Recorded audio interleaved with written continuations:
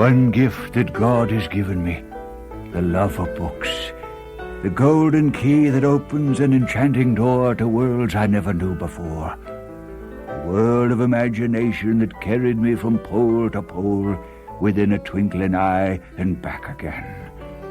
As a boy, I traveled to places impossible for me to see, and yet my bookshelf made them real to me. The world of my bookshelf, I'll remember it always. This is The Bookshelf. Adaptations of favorite Christian children's literature. Stories brought to life by The Bookshelf. The radio stations of the Moody Bible Institute bring you the 10th in a 15-chapter series of The Prairie Princess, created by Margret and freely adapted for radio by Phyllis Fox. The Prairie Princess is the story of the intense joys, disappointments, and personal spiritual growth of the lives of the Scott family, as told by the younger girl, Sarah Naomi Scott, the Prairie Princess.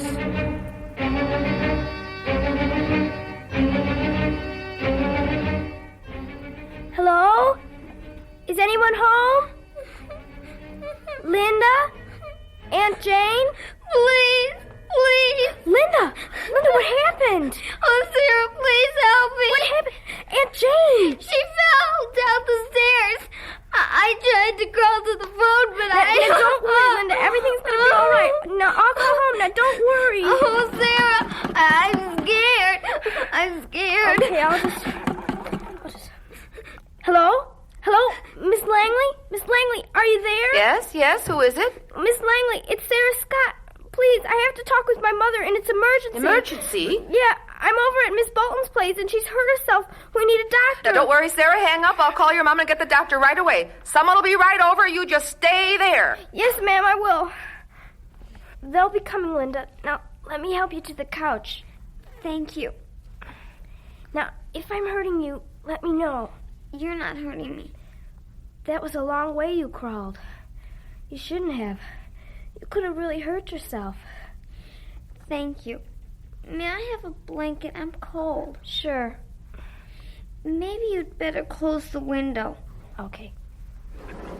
I'm going to put a cover over Aunt Jane.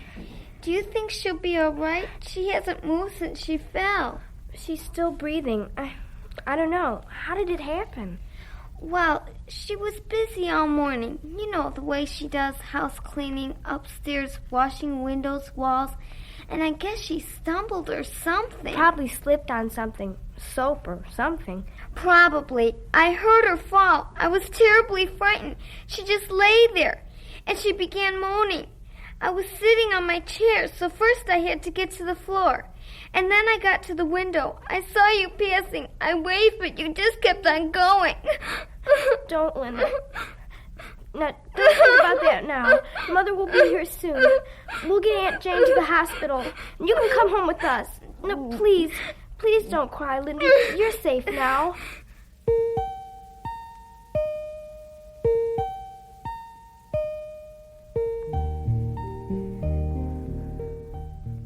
It was a sad time, but Linda and I were friends. I felt it, and I knew Linda must feel it too. Mother came and the doctor from Paxton. The ambulance came soon after. Aunt Jane was taken to the hospital, and Mom packed some of Linda's things. Dad carried Linda out to Herbie's car.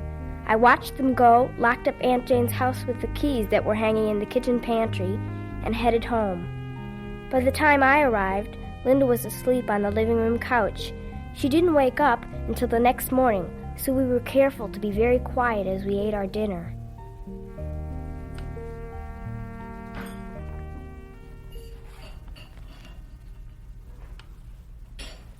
Let's all remember Aunt Jane in prayer this evening.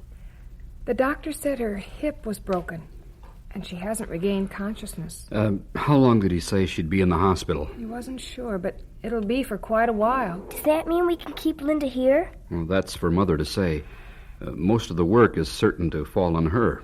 Not so sure about that. Sarah's likely to have to run the errands. It won't be easy if we keep Linda until her father can make a new home for her or until Jane's well once more. I believe we ought to, but if we do, it'll be a family responsibility, and there'll be no backing out. Do you think you can handle that, Sarah? Oh, yes. Robbie? Why, sure. Whoever heard of no room around here? Shh, we don't want to wake her. You know how I feel, Mom. Linda needs us, and that's the most important thing. Anybody want my opinion? You're a family member. I think we've got a very special bundle on our couch, and I wouldn't trade her for anything in the world. We can bring the rollaway down to the living room and section off a part of the room. Better yet, she can have my room, and I'll sleep downstairs. Well, that's mighty thoughtful of you. Well, I take after my father. Oh, well, you certainly do. Now, let's get these dishes done and keep real quiet.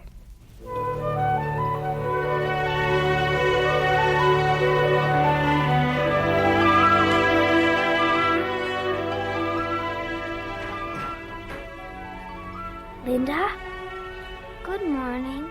did you sleep well? Yes, but how did I get here? You were sound asleep, and Dad carried you up. This is Stuart's room. Where is he staying? In the living room. But that's such an inconvenience. No, it's not. He's the one who suggested it. Oh, well, that was very kind of him. Have you heard about Aunt Jane? She's still unconscious. Oh, no. She broke her hip, and I guess that's pretty serious. But don't you worry, Linda.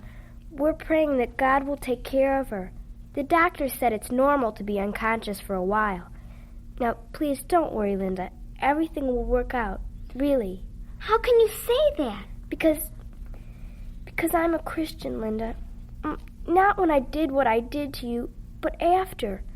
I asked Jesus to take me as one of his children, and I believe he'll work things out. I really believe that, Linda. I brought your breakfast. It's on one of those trays with legs. You can just place it down. Oh, what pretty flowers. What are their names? They're wood anemones. I thought you might like them. I love them. Maybe we should open the window a little. I'd like that. It's so nice to hear those birds chirping. There's a nest right outside my bedroom window. It's got a meadowlark and her family. They wake me up every morning. I'm hungry. That's good. Mom made French toast. You're all so good to me. Not always. Well, you're not going to talk about that, are you? Then I'd have to think about the way I behaved to you when you came to see me the first day. In June, was it? Or May? May 25th. You remembered. That's funny. Well, anyway, let's just forget, huh? Yeah, let's. Here, we'll shake on it. This is our promise that we'll always remember to forget. All right, remember to forget. You better eat your breakfast before it gets cold. Mom said after you finish eating, Dad will carry you downstairs so you can spend the day in the living room. That way you won't be alone. What are you going to do? Well, I finished most of my chores except for taking care of the geese. They just have to be let out of their pen and brought down to the creek for their swim. Are you going swimming with them? Not anymore. They're full grown, so they don't need me. Although sometimes I do it just for fun. I wish I could see it. I wish you could too. Linda, do your legs still hurt? Not anymore. They did at first, dreadfully. Now they're just sort of numb and useless. Well, does your back hurt if it gets jiggled about a bit? No, I don't think so. I never get a chance to find out. Sarah, have you an idea? What is it? Well, maybe you'll think it's silly or crude. Sarah Naomi Scott, have you forgotten to forget already? I'm sorry. Listen, we have a wheelbarrow, and Dad or Stuart could carry you outside, easy as easy. And we could have blankets to make it nice and soft. I could wheel you around to see the garden and the whole yard. And the geese? And the geese! And the creek? I'd love to see the creek. It's been so long since I've been near running water. Aunt Jane said she bought the car so we could go places together, but somehow she never did. She always had so many things to do. When Dad comes up to get you, we can ask him. What do you think he'll say? I don't know. Well, if he's anything like my dad, he'll frown first, and then he'll give all the reasons why we shouldn't, and then he'll say yes. Dad sometimes does that. Let's hope he does this time.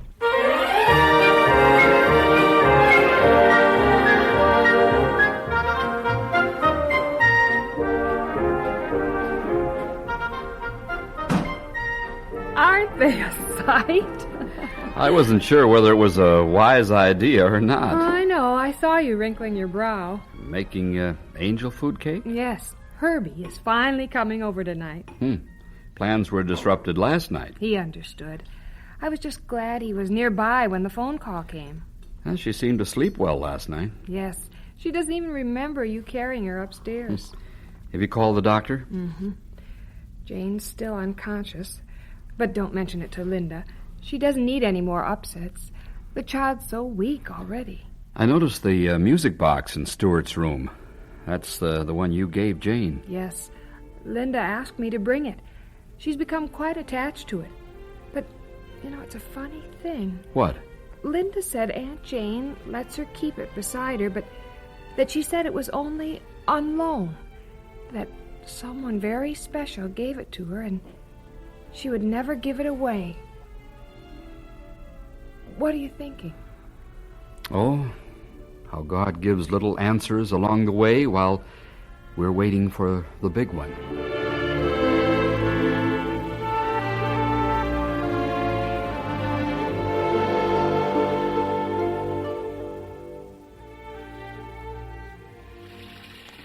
Get away from that door. If they catch you, you're gonna get it. Oh, all right. Oh, I wish I were a fly on the wall. Sarah, you're so funny. You think you didn't know what was going on in here. It's just so exciting. Well, Herbie, we couldn't think of a finer person to marry our daughter than you. Does our hearts good to know that you and Kathy have talked this over and know what God's leading is in the matter. We do, sir. For the last time, get away from that door, Sarah Naomi. Don't you want to know what they're saying? It's not our business. Now get back to the dishes. You in his own way and his own time. God was calling both of us into his service, but we didn't know it. Both of us became willing to give each other up, if it had to be. But it doesn't have to be. And your farm? I'm selling it. Was that necessary? Why not rent it to someone? There'd be an annual income while you're studying. No, we've prayed about it, and I have to sell.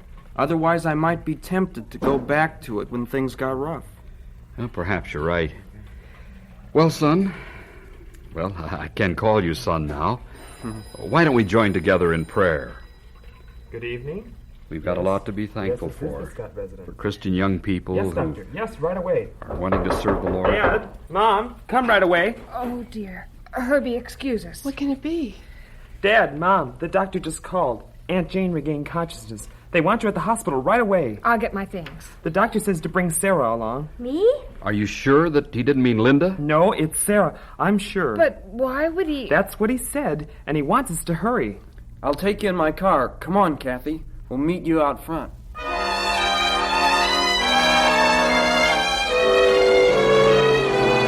This has been the 10th in a 15-chapter series of The Prairie Princess, created by Margret Epp and freely adapted for radio by Phyllis Fox. Join us next time as we bring you the 11th chapter of The Prairie Princess.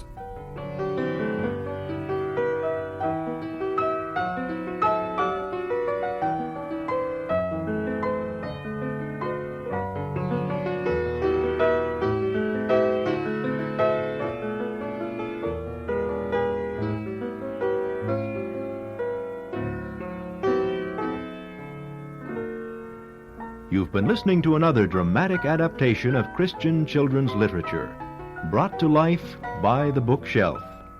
This has been a radio presentation produced by the Broadcasting Department of the Moody Bible Institute.